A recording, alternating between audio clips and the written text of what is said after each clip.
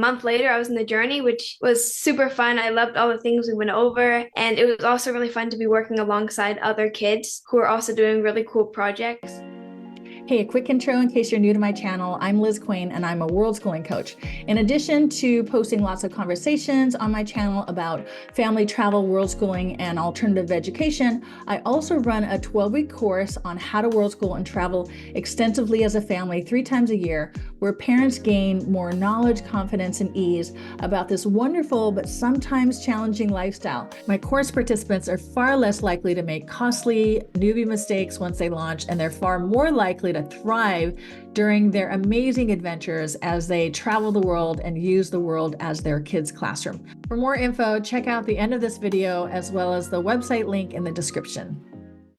Hi, everyone. I have an amazing guest today, 2 amazing guests. So let me just tell you a bit about Jorge. Jorge Sánchez Hernandez is the founder and the CEO of The Journey, and I interviewed him back in March about his really cool, innovative online project-based program for teens. And he launched a summer program. And some of my World School friends and Facebook group members, they put their kids in it, including Azizi Berkland, who I met in Mexico and Canada. And she's been a long time world schooling mom. And so her daughter Kaja is here to let us know what she was doing with The Journey. So let me just have Jorge tell us a little bit more about the summer program. I'm going to put the link for the March interview in the comments so you can watch the original and get all the details about The Journey. But Jorge, let us know a little bit about what you guys were doing during the summer. Yeah, all right. Thank you so much, Liz, for having us and for having me here again. Really happy to be able to share a little bit of what we've been up to at The Journey and what Kaja's been up to as well. Before I tell you about the summer program, perhaps just very briefly, at The Journey, what we do is that we help teenagers 13 to 18 learn how to launch a project or business, get all the skills that they need to thrive in any space and find their passions. And we do that through project-based learning with challenges, trying, failing at things. And this summer we did our first summer program. It was season 1 summer program, and Kaja was there, and it was an 8-week program where teenagers came and met twice a week for 2 hours every time for our sessions, where we focus on different things like how to find a problem that you can solve, how to validate that that's a problem or that there is a need, how to create an MVP, how to launch something. And so basically their goal was in these 8 weeks to create something of their own that they could launch into the world and get first sales and learn how to basically go from an idea to an executed project or something that added value to someone else. And we had a bunch of kids from everywhere in the world. Kaja was one of them, and I'm super excited for everyone to hear what she did this summer, because Kaja actually earned the prize of best project this summer. So I think it will be cool to hear what she's got to say. Awesome. Before we have Kaja talk, Jorge, you had like sessions around the world, like different time zones, correct? Yes, we had different ones. And now for September, which is our new program, is going to be a 9-month program versus a summer program, which was an intense program, mostly focusing on that business side. Now in September, there is still that part of you doing your solo project where you build something. It can be a passion project, a business. We'll focus a lot on skills, on learning what are your passions at the beginning, because we have a lot more time. It will be once a week. Cool. So what countries were most of the kids from? We had kids from Canada, but also Belarus, India, Ukraine, Spain, people in Germany, the US, and then Kaja was in Mexico. Cool. Awesome. Okay, Kaja, would love to have you introduce yourself and let us know where are you from and how long have you been world schooling? Hi there, my name is Kaja. I am from Norway and the US. I'm from New York City. And I would say I've been world schooling since I was probably 6 or 7. I love creating things, and I also love singing. I have an album which is on Spotify right now. And I like writing. I have a book that's on Amazon, like a kid's book about scuba diving. So yeah, I've kind of dabbled in a bunch of different things. That is awesome. And how many countries did you guys travel or live in over the years? Well, the countries that we lived in Bali, Indonesia for 5 years. which, yeah, it's a very long time. But I've been to probably, I would say, over 31 countries. Amazing. Okay, so how were you learning during these 7 or so years that you were world schooling? Well, in the mornings, we still do kind of like a school thing. Like I'll do math in the morning, and then I'll do science and music.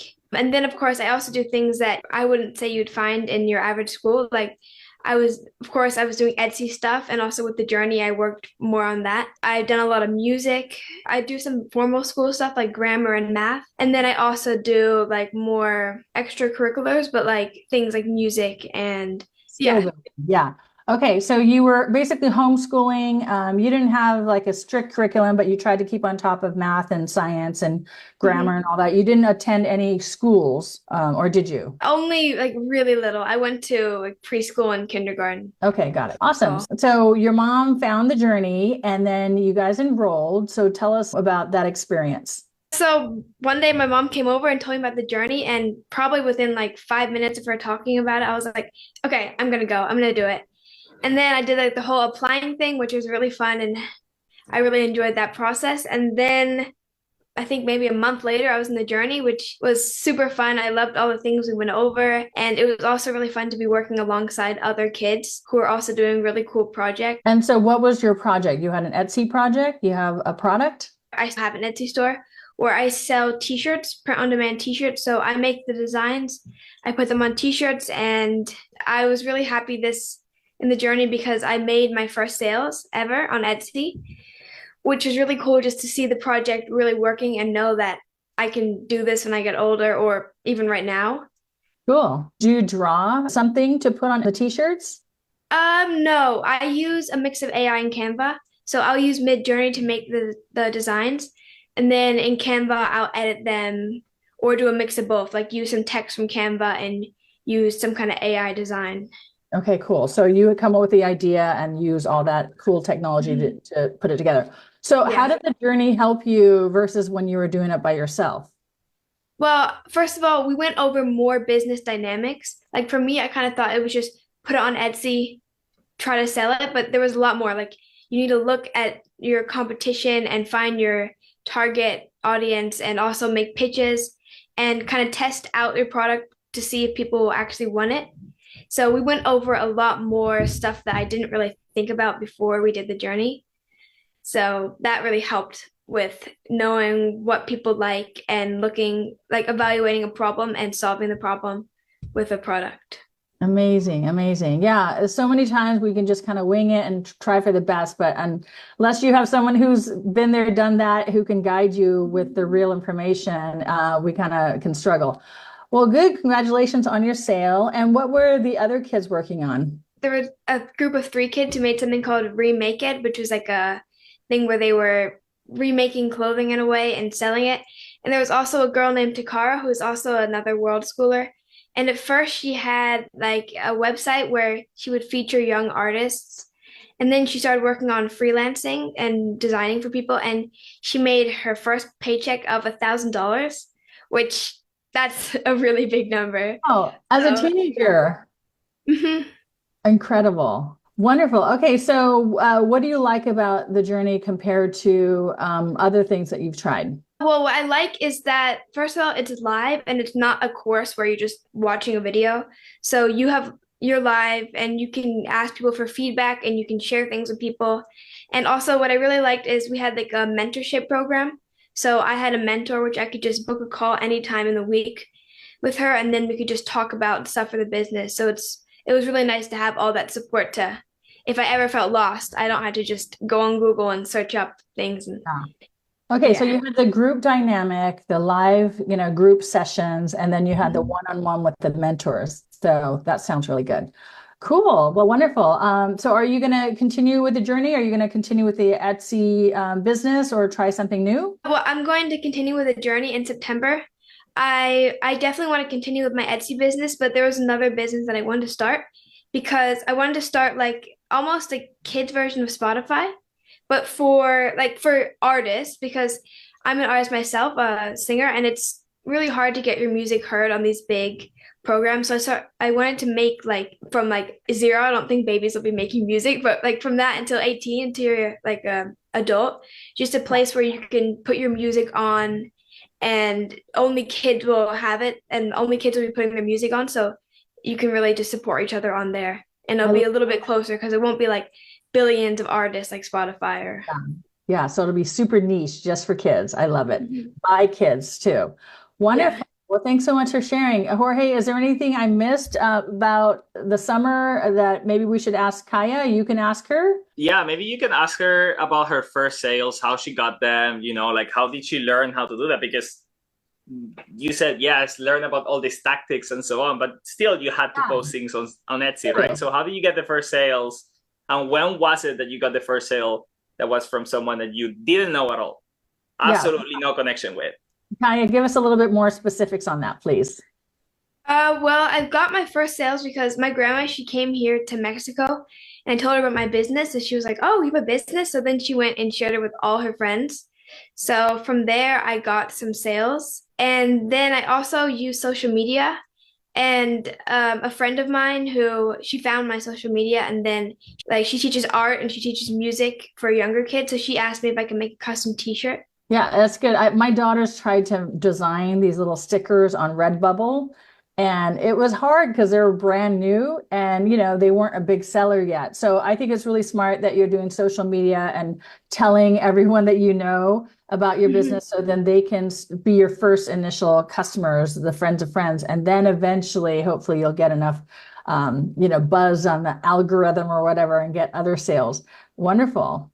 I love it. And if I can add, Kaja has been doing a great job on social media. So maybe Azizi, if she's watching her mom, maybe she can post her tag or her link on the comments on the Facebook Live so people can go and check it out and see what she's selling. Something else that I forgot was you asked me about the different time zones that we have for September. So yes, we do have different times. We have cohorts currently starting in September and October, which are all Eastern times. Is Tuesday mornings, Tuesday evenings, Saturday mornings, and Sunday afternoons on Eastern time. So we can kind of reach everywhere with those. Tuesday morning, we can reach even Australia, and then the rest is a little bit for everybody. Okay, you'd be able to reach Asia and Australia too. I believe so. Yeah, it was really early Tuesday morning. Okay, EST. okay, got it. Yeah. Cool. Okay. So when does your fall session start? September or something?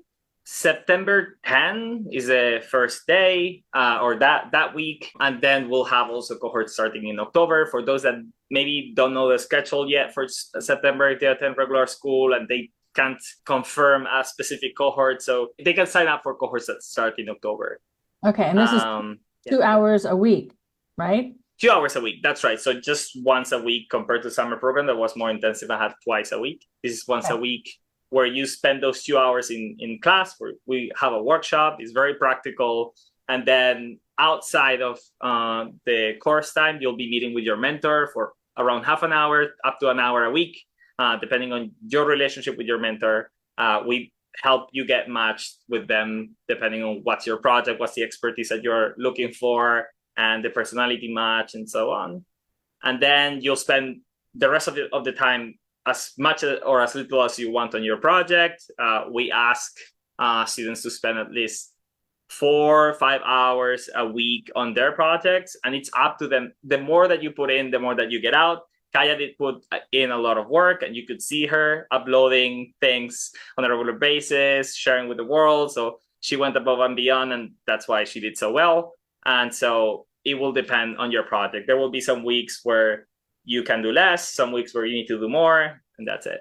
It depends completely. Yeah, I mean, it's a business. I mean, for Kaja, it's a business, but not all of the students who participate in this are doing a business. Others are doing projects. Can you mention some of the other ideas that's right? Yeah, business related.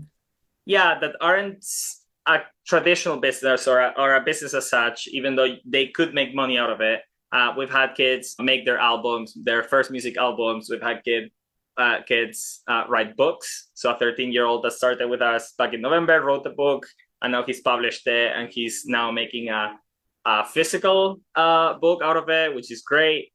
We've had kids do documentaries about the lack of green spaces in their city to show it in their city halls. So a range of projects that don't necessarily have to do with business. It's really important for us that kids, what we feel that is needed is that kids can find their passions and they can, have a place, a platform where they can develop themselves and get all the skills that they need to thrive in any space, wherever they might choose to go into later on. So that's why it's important that it's not only business oriented, but also that you can just do a big passion project, something bigger that you've ever done before. Yeah. So Jorge, can you let us know why you think that project-based learning is a really good way for kids and teens to get ready for the future versus just reading books and listening to lectures and taking tests and, that kind of stuff? Yeah, sure. There are kind of three ways where I think you can learn. You can learn through theory, right? In general, if we had like a bar, like a chart, I think theory learning, it could be something like this big, perhaps. Then you would have like practical learning where it would be like a lot more. But then something that's really important in the journey is failing, actually, making mistakes. This is something that from day one, I think Kaja might remember, where we were starting telling that it's the first session is week 0. It's called the beginning of everything. And we tell them that they should get ready because they're going to fail a lot. They're going to be trying things things that are uncomfortable at first, things that are hard. They're going to learn how to do those hard things, how to talk to people they don't know yet about things to find out whether that's a problem or not. And so making mistakes is something that all of the kids have learned a lot from in the journey, but also outside, right? I've learned outside of the regular school system as well for a lot of years. And I think that learning by doing, like the most simple thing about practical learning, everybody knows it's great. You can read about how to tie your shoes for an hour, but if you just see someone do it and you do it next to them, then you'll learn it in 2 minutes, right? So here it's the same. The kids, we maybe talk about something for 15 minutes in the class, and then the kids get right to it. Because it's better to learn by practicing and failing than just by hearing about it. Yeah. And so the school system is trying to push kids not to fail, to get good grades and all of that. There's such a fear of failure, and which means there's a fear of trying new things, I think. Then I think once you're an adult, you've been in that system where you're always so afraid to fail. It creates a lot of anxiety, and then you don't take risks as an adult. I feel like a lot of people just as adults they're too afraid, but as a younger person, if you're trying things, falling down, picking yourself up, and then dusting yourself off, learning from it, iterating, and then trying to improve it, it just becomes like it's a piece of cake after a while. Yeah, I mean, if you want to be a freelancer, not being able to fail, that's going to be horrible. If you want to be an employee or have a business, well, you cannot not fail. That's impossible to be right in everything. But even being an employee in a regular company or business, if you're like, imagine that you made a mistake at work and then you got fired immediately. That's what the school system's doing. Like you fail a test and it's like this big red F and then a note to your parents and like feel shame and so on, right? Well, normally what happens is that you fail, you make a mistake at work, or something goes sideways, even if you did the right things, you had a wrong assumption perhaps, or a hypothesis. And then you just learn from it, you evaluate what happened, and then you try again, right? Or go a different direction. And so that's what we're trying to teach the kids at the journey. And that's what they do throughout this 9 months. They start with a hypothesis, with a one-liner of what is it that they're going to be doing. And then that changes throughout time. They iterate, they find their way. And it's not like I fail and I drop it. So a lot of people, a lot of teenagers, a lot of kids, and a lot of people in general, they try something, doesn't work, they drop it. That's not what we're teaching here. We're teaching you to kind of like get greedy about things and like learn how to iterate so that you find that sweet spot where you like it and it adds value to other people. Exactly. That's amazing. So I see that Azizi has put Kaja's Etsy shop link in my comments, which is wonderful. Thank you so much. So you have this starting up in September. It's a month-to-month commitment, or you can commit for the whole 9 months school year. Is that correct? Yes, that's right. You can commit for the whole 9 months and we do like a bit of an extra discount, or you can just come on a month-by-month basis. We also have a full 1 month money-back warranty. So you come, you don't like it, and if you attended all the sessions, you tell us by the end of the first month, before the end of the first month, that it's not for you. That's fine. We send you back the money. No questions asked, no problem. We know that kids are going to love it and that they're going to stay. So we're happy to do that. Right. And what is the monthly tuition?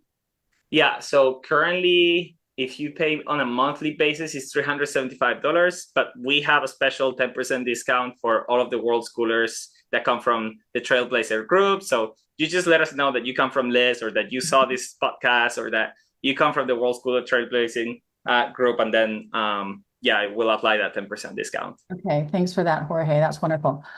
Super. Well, can't wait to see what Kaja and the rest of the students create next. And I really do think this is the best way for kids to get prepared for the future. I have met loads and loads of world-schooling families with kids who start, at 13, 14, 15 years old, their own Etsy shop, or they're musicians. They start recording, or they're virtual assistants, or they're editing videos. I mean, there's so many cool jobs that you can do, or in businesses you can do as a young person. And, you're going to be so far ahead of other kids who just spend hours and hours a day reading books and taking tests, and then forgetting all that information later because it didn't stick. They weren't enjoying the learning. They weren't actually getting their hands dirty and doing the work themselves. So I think this is an awesome way to learn and to build your skills for the future. So this is why I have Jorge here. I'm really picky about who I shine a light on. I really think Jorge's program is amazing for teens. And so again, mention Trailblazing Families. We will put the link for the website in a second. I think I already did. And so check it out. And thanks so much, Jorge. And Kaja, for being here. Yeah, thank you, Liz. And thank you for inviting me. In case someone's listening on Spotify later on, if you're going to turn it into a podcast, the website is beginthejourney.co. Okay, Thank you so much. Yes. Awesome. Thank you. Hey, thanks for watching. I'm Liz Quain. My twins and I have been traveling and world schooling for about 7 years, and I'm happy to share our experiences. Make sure to check out all the other videos on my channel. I have a playlist of interviews of fascinating world school families and service providers who share lots of info and wisdom about world schooling, traveling, and the digital nomad family lifestyle. If you're new to world schooling or have recently launched and are struggling because you're kind of winging it, if you need some help, I do have a super comprehensive 12-week program on how to world school and travel extensively as a family. I share lots of info on travel logistics, where to go, how to find community, how to immerse yourself into local cultures, and the variety of ways to educate your kids while traveling above and beyond homeschooling them yourself, and much, much more. Make sure to watch my free 2-hour masterclass on how to become a world schooling trailblazing family. That is a great way to learn how to get started. I'll include a link in the description with more info. Thanks and happy trails.